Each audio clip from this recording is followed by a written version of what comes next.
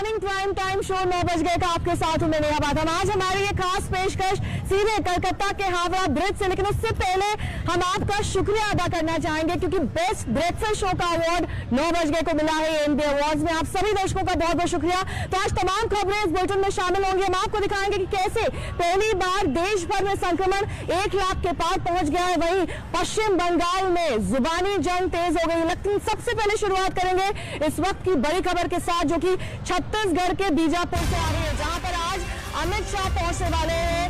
इस एनकाउंटर में कल 22 जवानों की शहादत हुई थी। एक अब भी लापता बताया जा रहा है। ये कहा जा रहा है कि कल दिल्ली में अमित शाह ने हाई लेवल मीटिंग बुलाई थी, जिसमें कई सीआरपीएफ के बड़े अफसर और साथ ही इंटेलिजेंस ब्यूरो के कई अफसर शामिल हुए थे। लेकिन आज बीजापुर का दौरा खुद अमित शाह करने वाले हैं। लेकिन बड़ा सवाल यही है कि कब नक्सलियों के साथ आतंक पर जो वार है, आतंक पर जो प्रहार है, वो और तेज हो पाएगा। कब हम ये जंग जीत पाएंगे नक्सलियों के खिलाफ, क्योंकि कहा जा रहा है कि इंटेलिजेंस इनपुट्स थे और जो एनकाउंटर, जो प्लानिंग एनकाउंटर की गई थी, दरअसल उस प्लानिंग को अब सवालों के घेरे में खड़ा किया जा रहा है। कहा जा रहा है कि फुल प्रूफ प्लानिंग नहीं थी ये, जिसकी वजह से इतनी बड़ी शहादत हुई है। 22 जवान मारे गए हैं, 22 जवानों की शहादत हुई है। सभी के शव अब बरामद कर लिए गए हैं। एक अब भी लापता बताया जा रहा है। आपको बता दें इस वक्त की बड़ी खबर बीजापुर से, जहां पर गृह मंत्री अमित शाह पहुंचने वाले हैं और वहां पर वो तमाम हालात का जायजा लेंगे, जानेंगे कि आखिरकार इतना बड़ा हमला हुआ जिसमें 22 जवान शहीद हो गए। 22 जवानों की शहादत क्या वाकई सवालों के घेरे में अब आ रही है, क्योंकि लगातार इंटेलिजेंस इनपुट्स दिए जा रहे थे। लगातार ये कहा जा रहा था कि इस तरीके से हमला किया जा सकता है। तो क्या प्लानिंग में कहीं ना कहीं कोई कमी रह गई थी?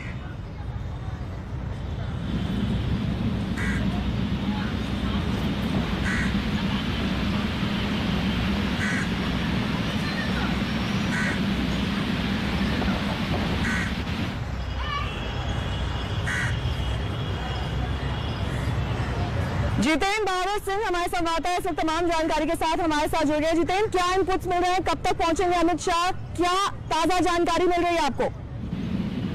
देखिए नेहा, केंद्रीय गृह मंत्री अमित शाह एयरपोर्ट रवाना हो है छत्तीसगढ़ के लिए, और वहां पर वो बीजापुर इनकाउंटर साइट भी जाएंगे, जहां पर इस तरीके का हमला नक्सलियों की तरफ से किया गया है।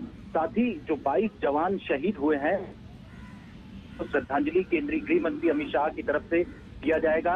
इसके अलावा जो 31 जवान घायल हैं, जिसमें से 13 जवान गंभीर रूप से घायल बताए जा रहे हैं, उनसे भी अस्पताल में जाकर के रायपुर में और जो अलग अलग जगहों पर जो जवान भर्ती हैं, उनसे मुलाकात केंद्रीय गृह मंत्री अमित शाह करेंगे। उसके बाद एक बड़ी समीक्षा बैठक केंद्रीय गृह मंत्री अमित शाह करेंगे, जिसमें नक्सल प्रभावित जो इलाके हैं, उन इलाकों में किस तरीके से आगे ऑपरेशन चलाना है, क्योंकि खुद केंद्रीय गृह मंत्री अमित शाह ने ये कहा है कि नक्सलियों के खिलाफ अभियान ऐसे ही तेजी से जारी रहेगा। और कल शाम को दिल्ली में जो उन्होंने एक समीक्षा बैठक की थी, उसमें ये कहा गया है, सूत्रों के हवाले से जानकारी मिली है कि एनटीआरओ, जो कि खास तरीके से इंटेलिजेंस रखता है नक्सलियों और दूसरे आतंकी गतिविधियों को लेकर के, उससे मदद ली जाएगी और नक्सलियों के खिलाफ आने वाले दिनों में एक बड़ा ऑपरेशन किया जाएगा। तो इस बात को लेकर के केंद्रीय गृह मंत्री जो समीक्षा बैठक रायपुर में करेंगे, उसमें बड़े स्तर पर सभी अधिकारी शामिल होंगे, जिसमें सीआरपीएफ के डीजी के साथ साथ जो स्टेट पुलिस से जुड़े हुए लोग हैं, वो सारे लोग शामिल होंगे। और ये देखा जाएगा कि आखिर किस तरीके से जब जो सुरक्षा बल हैं वो लोग ऑपरेशन करने के लिए गए थे, उस दौरान नक्सलियों का एम्बुश हुआ और उसमें किस तरीके से चूक हुई है, इन तमाम चीजों पर विस्तृत समीक्षा आज की जाएगी।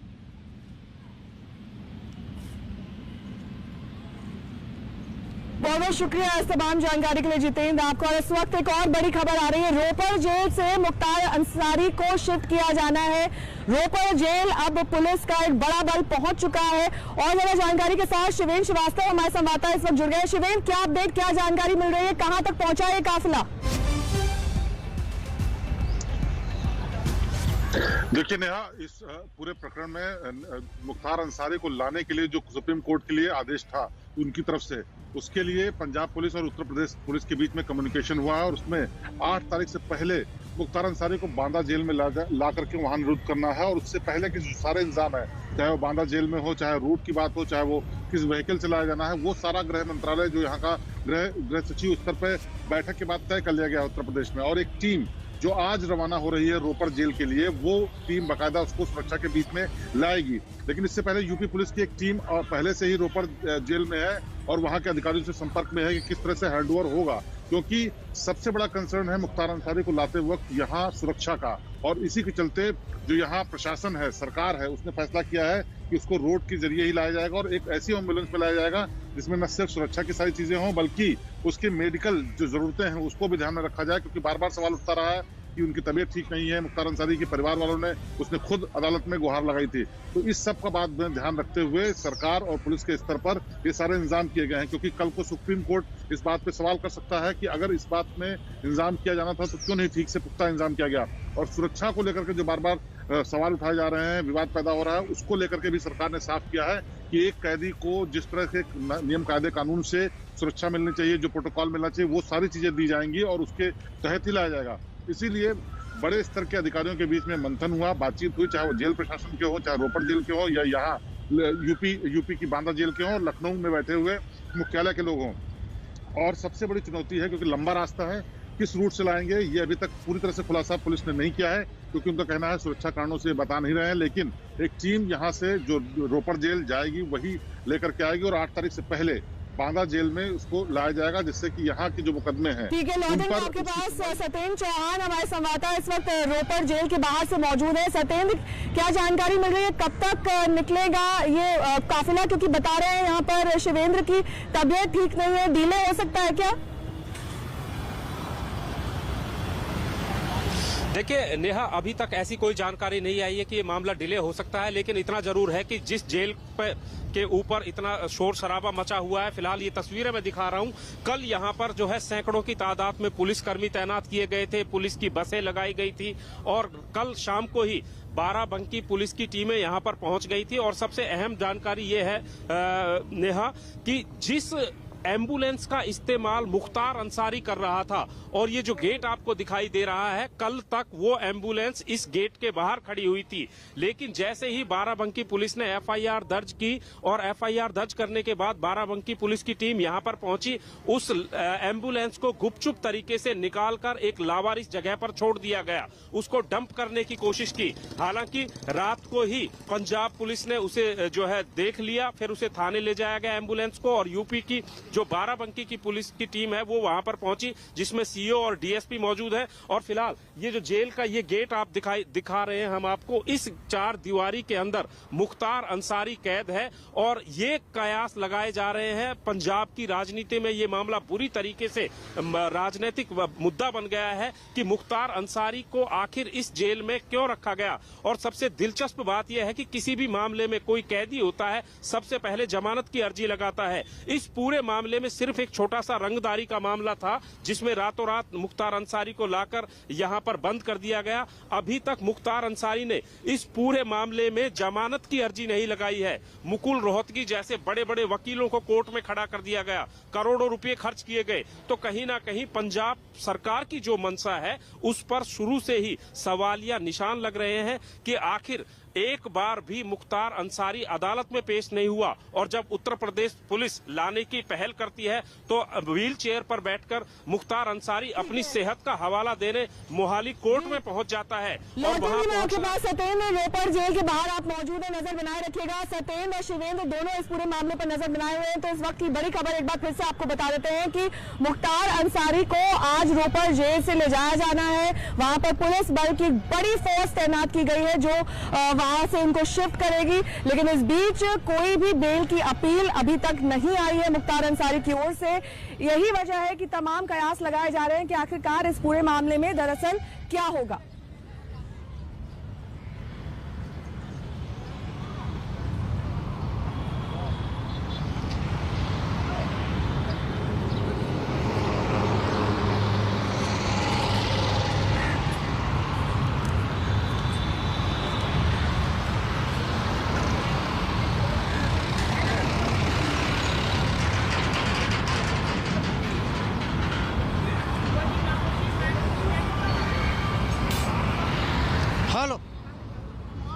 देखिए, आपको बताऊं, जैसा कि सत्येंद्र ने कहा कि जमानत मुख्तार अंसारी ने नहीं लगाई थी अपनी। दरअसल मुख्तार अंसारी उत्तर प्रदेश जाना ही नहीं चाहता है, और जब मुख्तार अंसारी यूपी के जेल में बंद था तो उसने अपनी जान का खतरा भी बताया था, जान की खतरा, उसको जान का खतरा है जेल में, ऐसा भी अंदेशा जताया था। तो एक रणनीति के तहत पंजाब की जेल में वो शिफ्ट हुआ था, लेकिन उत्तर प्रदेश की योगी सरकार ने बाकायदा एक कानूनी लंबी लड़ाई और 2004 के LMG केस में उसको ये कहा कि उसे हर हाल में उत्तर प्रदेश पुलिस के सामने पेश होना होगा, जांच का सामना करना पड़ेगा। और उसी के तहत अब बांदा से एक पुलिस टीम, भारी भरकम पुलिस टीम, वो पंजाब की तरफ रवाना हुई है। और जहां मैं मौजूद हूं, इसी रूट से मुख्तार अंसारी को उत्तर प्रदेश के बांदा ले जाया जाएगा। बांदा जेल की सुरक्षा चाक चौबंद कर दी है, लेकिन बड़ी बात यही है कि वो मुख्तार अंसारी जिसके नाम से उत्तर प्रदेश के लोग थर थर कांपते थे कई इलाकों में, वही उत्तर प्रदेश नहीं जाना चाहता था। शायद यही वजह है कि उत्तर प्रदेश की योगी सरकार। ठीक है, बहुत बहुत शुक्रिया इस तमाम जानकारी के लिए। आपको हमारे 3 संवाददाता जानकारी देते किस तरीके से अब बांदा जेल शिफ्ट किया जा रहा है मुख्तार अंसारी को। लेकिन अब रुख करेंगे पश्चिम बंगाल का, जहां पर सियासी संग्राम अपने चरम पर पहुंच चुका है। जुबानी जंग भी लगातार तेज हो रही है, लगातार रैलियां की जा रही है जिसमें एक दूसरे पर शब्दों के जरिए वार किया जा रहा है।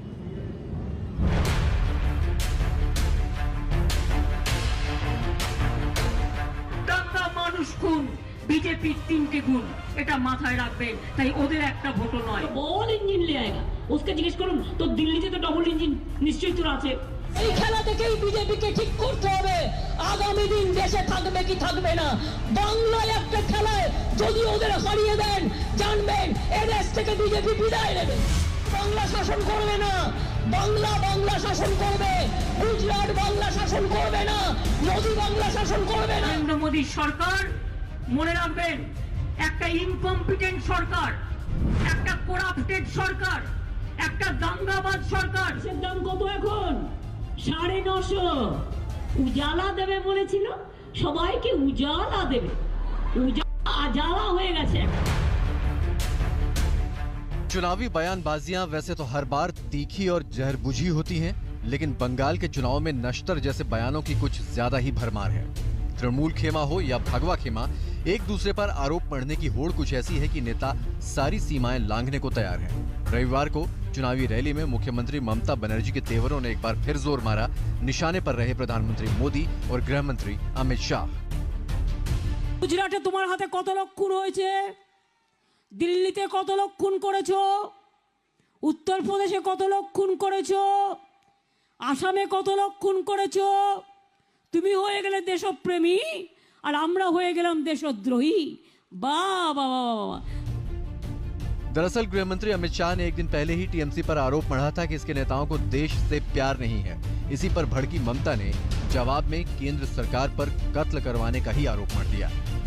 কালকে বক্তৃতা দিয়ে বলছে স্বরাষ্ট্রমন্ত্রী নাকি তৃণমূল কংগ্রেস দেশপ্রেমী নয়, তুমি হরিদাস তুমি দেশপ্রেমী। কত লোককে খুন করে দেশপ্রেমী হয়েছো ভাই? ऐसा नहीं है कि मर्यादा सिर्फ एक तरफ से ताक पर रखी जा रही है। बीजेपी भी इस खेल में कोई मौका नहीं छोड़ रही है। आसनसोल की चुनावी जंग में बीजेपी उम्मीदवार अग्निमित्र पॉल ने अपनी विरोधी टीएमसी उम्मीदवार सयोनी घोष के लिए बेहद आपत्तिजनक भाषा का इस्तेमाल किया। সিরিয়াসলি তিনি তো রাজনীতি জানেন না, তিনি এতদিন সিনেমা করে এসেছেন। এরপরে দোসরা মে রেজাল্ট বেরোনোর পর উনি হয়তো দোকান খুলবেন, বা আমি জানি না অন্য কোনো প্রফেশনে হয়তো যাবেন বা সিনেমাটাই করবেন।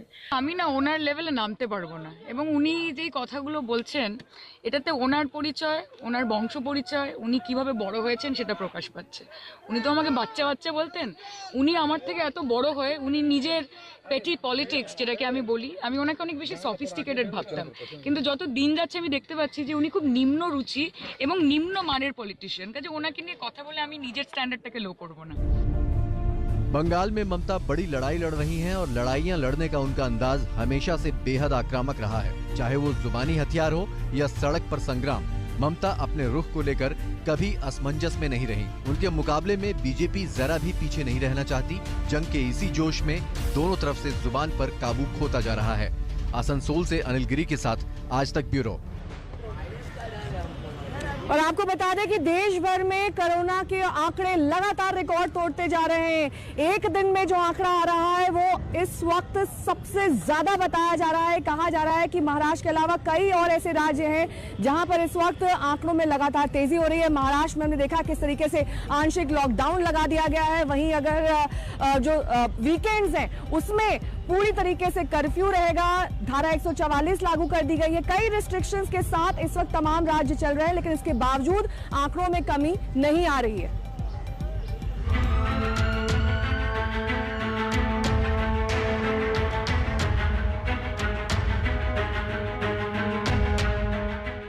चौबीस घंटे में देश में 1 लाख से ज्यादा कोरोना केस। 24 घंटे में महाराष्ट्र में 57,000 से ज्यादा कोरोना केस।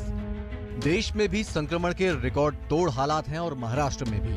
आंकड़े साफ बता रहे हैं कि देश में आसमान छूते कोरोना के पीछे बड़ा हाथ महाराष्ट्र का ही है।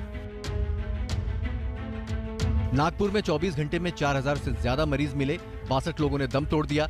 पुणे में 24 घंटे में 6,225 कोरोना मरीज मिले, 52 लोगों ने दम तोड़ दिया।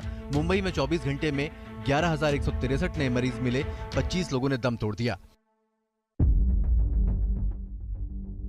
इन आंकड़ों ने महाराष्ट्र सरकार को हिलाकर रख दिया है। उद्धव ठाकरे ने कोरोना को लेकर बैठक की और बैठक के बाद जब वो सामने आए तो महाराष्ट्र के लिए कोरोना से लड़ाई के नए नियम साथ थे। महाराष्ट्र सरकार ने तय किया है कि आज रात 8 बजे से नई पाबंदियां लागू हो जाएंगी। मसलन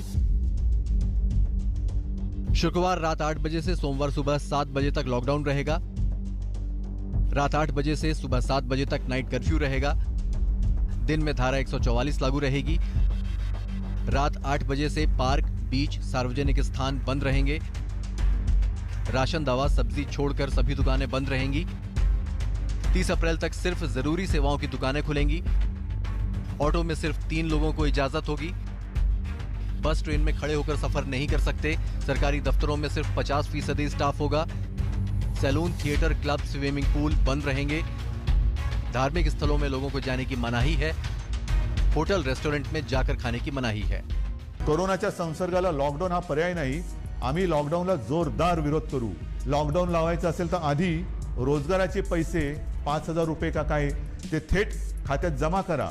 एका उद्योगपतीने सांगितले की लॉकडाऊन लावण्याच्या ऐवजी आरोग्य सुविधा वाढवा। की हे जे काही आपल्याला सल्ले देत आहेत त्यांना मी सांगू इच्छितो हात जोडून, रोज मला किमान 50 डॉक्टर्स, नर्सेस, आरोग्य कर्मचारी यांचा महाराष्ट्रभर पुरवठा होईल अशी काहीतरी सोय करा।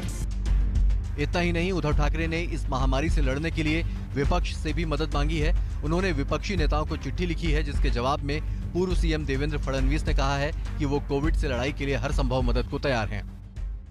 भारतीय जनता पार्टी और हमारे कार्यकर्ता भी सरकार को इसमें सहकार्य करेंगे और भारतीय जनता पार्टी के कार्यकर्ताओं को हमने अपील की है कि बड़े पैमाने पर वैक्सीनेशन के ड्राइव में वो मदद करें। मेरा मानना बहुत साफ है, जब मुख्यमंत्री हमको फोन करके अपील करते हैं कि आपने हमको मदद करनी चाहिए और हम राजनीति से ऊपर उठकर मदद करते हैं, तो अपने फेलियर्स के लिए हर समय राजनीति करना और केंद्र सरकार की तरफ उंगली निर्देश करना, ये भी इस महाआघाड़ी के नेताओं ने बंद करना चाहिए।